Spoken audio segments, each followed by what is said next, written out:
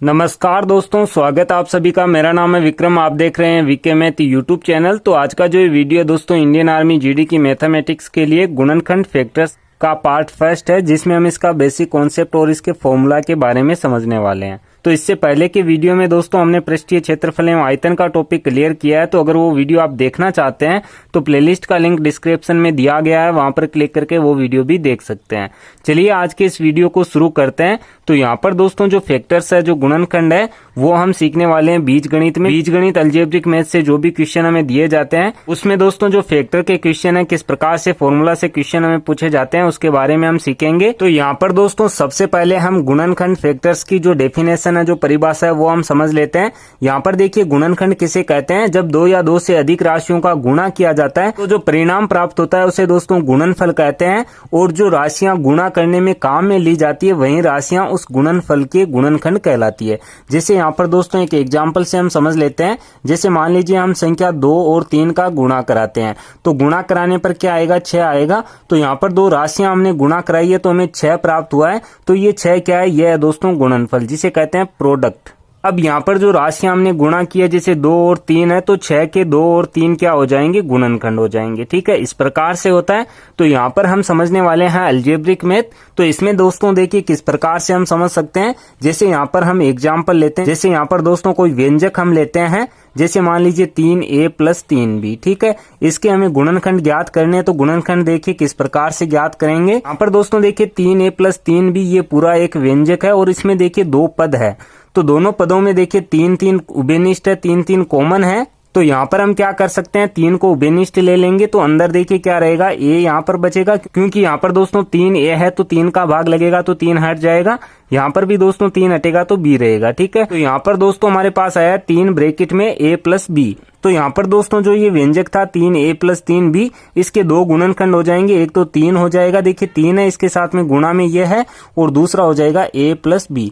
तो ये 2 इसके गुणनखंड होंगे।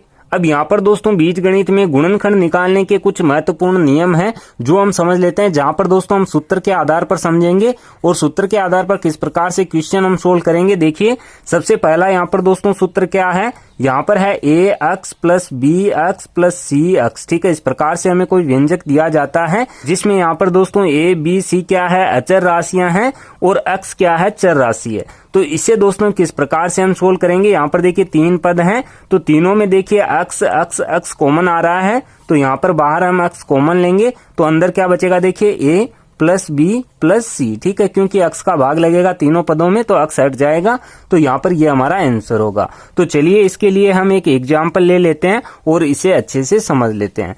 एग्जाम्पल के लिए देखिए यहाँ पर दोस्तों लिख लेते हैं 4 a की घात 5 b की घात 2। ठीक है, इसके साथ में हम लिख देते हैं 8 a की घात 4 b की घात 2, और यहाँ पर इसके साथ में प्लस में लिख देते हैं 12 a की घात 2 और b, और यहाँ पर c की घात 2। ठीक है, तो इस प्रकार से ये हमें दिया गया है, इसका हमें गुणनखंड ज्ञात करना है। तो इसके देखिए गुणनखंड हम कैसे ज्ञात करेंगे? जैसा कि दोस्तों इस फॉर्मूला में है, यहाँ पर हमें उभयनिष्ठ देखना होता है, कॉमन क्या क्या आ रहा है। ठीक है, तो यहाँ पर देखिए ये पूरा पद हम देखें, यहाँ पर आप इसके अलग अलग टुकड़े करके भी कर सकते हैं, एक साथ में भी कर सकते हैं। तो यहाँ पर देखिए 4 है, और यहाँ पर 8 है, और यहाँ पर 12 है, यानी कि 4 का भाग देखिए इस पद में भी जाएगा, 8 में भी जाएगा, 12 में भी जाएगा। तो सबसे पहले तो 4 हम उभयनिष्ठ लेंगे। अगर यहाँ पर कोई और संख्या होती है, जैसे यहाँ पर और पद में 2 आ जाता है, तो 2 हम लेंगे, क्योंकि उभयनिष्ठ होना चाहिए।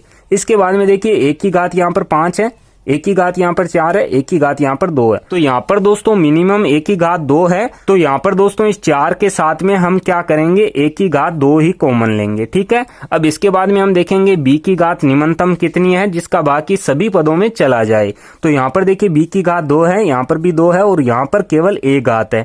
तो 4 के साथ में b की घात केवल 1 ही हम लेंगे।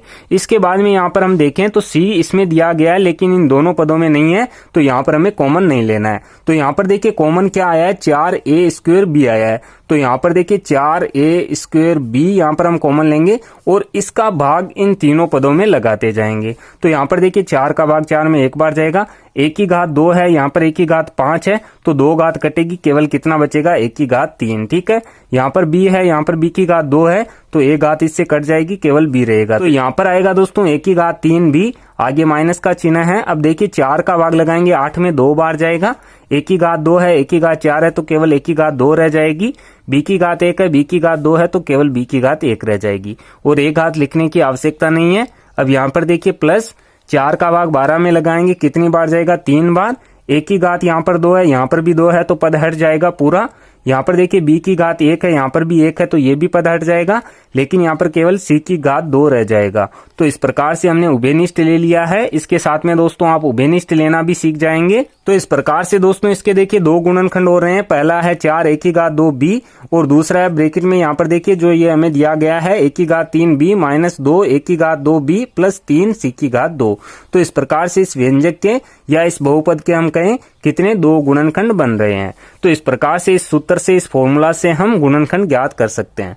चलिए आगे बढ़ते हैं, इसका अगला फॉर्मूला हम देखते हैं। तो यहाँ पर दोस्तों जो अगला फॉर्मूला है देखिए वो कुछ इस प्रकार से है, ए ब्रैकेट में बी प्लस सी माइनस डी ब्रैकेट में बी प्लस सी। तो यहाँ पर देखिए 2 पद समान है, बी प्लस सी यहाँ पर है, बी प्लस सी यहाँ पर है, तो यहाँ पर हम उभयनिष्ठ कॉमन ले लेंगे बी प्लस सी। तो यहाँ पर देखिए बी प्लस सी इसमें से कटेगा, केवल ए बचेगा, तो यहाँ पर ए आएगा। और यहाँ पर देखिए माइनस का चिन्ह है, तो माइनस का चिन्ह हम लगा देंगे, और इसमें देखिए बी प्लस सी का हम भाग लगाएंगे, तो केवल डी बचेगा, तो यहाँ हो जाएगा ए माइनस डी। तो इस पूरे के यहाँ पर देखिए 2 गुणनखंड बन रहे हैं, बी प्लस सी और ए माइनस डी। तो इसका भी दोस्तों हम एक एग्जाम्पल लेते हैं और इसे अच्छे से समझ लेते हैं।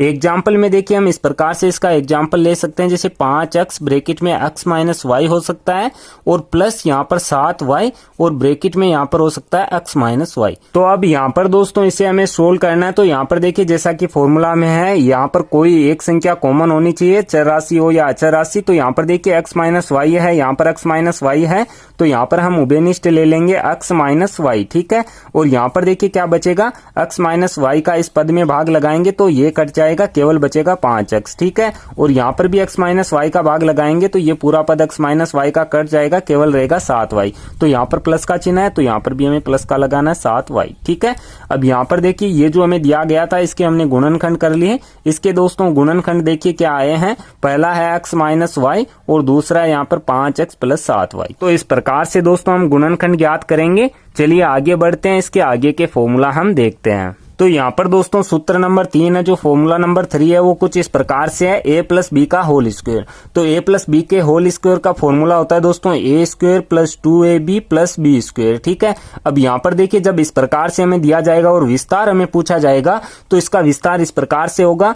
लेकिन अगर इस प्रकार से हमें दिया जाता है और कहा जाता है कि इसके गुणनखंड क्या है, तो यहाँ पर हम इसके गुणनखंड इस तरीके से ज्ञात कर सकते हैं, यानी कि यहाँ पर a का मान रखेंगे प्लस b का मान रखेंगे और उसका हम होल स्क्वायर कर देंगे। तो चलिए इसके लिए भी हम एक एग्जाम्पल लेते हैं और इसे अच्छे से समझ लेते हैं। तो यहाँ पर दोस्तों इसके लिए जो एग्जाम्पल है वो कुछ इस प्रकार से है, 25x square plus 60xy plus 36y square.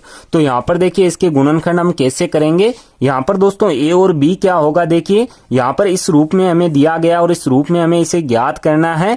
तो यहाँ पर देखिए a का स्क्वायर, तो यहाँ पर देखिए 25 है और x स्क्वायर है, तो यहाँ पर 25 है जो किसका स्क्वायर है, 5 का स्क्वायर है, तो यहाँ पर हम लिख सकते हैं 5x और इसका हम स्क्वायर करें तो देखिए क्या हो जाएगा, 5 का 25 x का x स्क्वायर। ठीक है, अब यहाँ पर देखिए 2ab हमें करना है, 2ab है, लेकिन इससे पहले हम यहाँ पर b ज्ञात करेंगे। तो 36 यहाँ पर देखिए किसका स्क्वायर होता है, 6 का, तो 6y और इसका हम स्क्वायर कर देंगे। तो a और b हमने ज्ञात कर लिया है। अब यहाँ पर सीधा आप लगा सकते हैं, नहीं तो आप पूरा फॉर्मूला बना लीजिए। देखिए 2 गुणा a यहाँ पर था 5x गुणा b यहाँ पर था 6y। ठीक है, तो यहाँ पर देखिए 5 और 6 का गुणा 30, 30 का गुणा 2 से 60 और x y यही फिर से आ रहा है। अब यहाँ पर दोस्तों हमें पता चल गया है कि a और b क्या है, तो यहाँ पर हम सीधा मान लगा देंगे, 5x a का हो जाएगा प्लस b का हो जाएगा 6y और इसका हम स्क्वायर कर देंगे।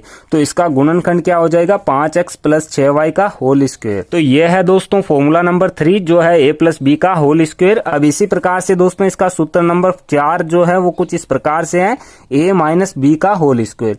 ये दोनों फॉर्मूला दोस्तों साथ में है और साथ में काम में आने वाले हैं। तो यहाँ पर दोस्तों a माइनस बी के होल स्क्वायर का फॉर्मूला क्या होता है, ये होता है दोस्तों A square minus 2ab plus B square. ठीक है, तो इसी प्रकार से ये हमें दिया जाता है। जैसे यहाँ पर देखिए प्लस की जगह हमें माइनस दिया गया हो, तो यहाँ पर दोस्तों इस फॉर्मूला को भी हम इसी तरीके से समझ सकते हैं। जैसे यही हम एग्जाम्पल लें तो यहाँ पर माइनस का चिन्ह हो जाएगा और बाकी जो यहाँ पर संख्याएं होगी सेम तरीके से होगी। तो ये थे दोस्तों इसके कुछ इंपॉर्टेंट 4 फॉर्मूला। आगे आने वाले वीडियो में हम इसके जो और फॉर्मूला है वो भी समझेंगे। ये वीडियो आपको कैसा लगा कमेंट करके मुझे जरूर बताएं। अगर ये वीडियो आपको पसंद आया तो वीडियो को लाइक और शेयर जरूर करें। आगे आने वाले वीडियो देखने के लिए आप इस चैनल को सब्सक्राइब कर सकते हैं। सब्सक्राइब करने के बाद में बेल के आइकन को जरूर प्रेस करें ताकि आगे आने वाले वीडियो के नोटिफिकेशन आपको मिलते रहें। मैं मिलता हूं आपसे दोस्तों इसी की नेक्स्ट वीडियो में। तब तक के लिए जय हिंद, जय भारत, वंदे मातरम।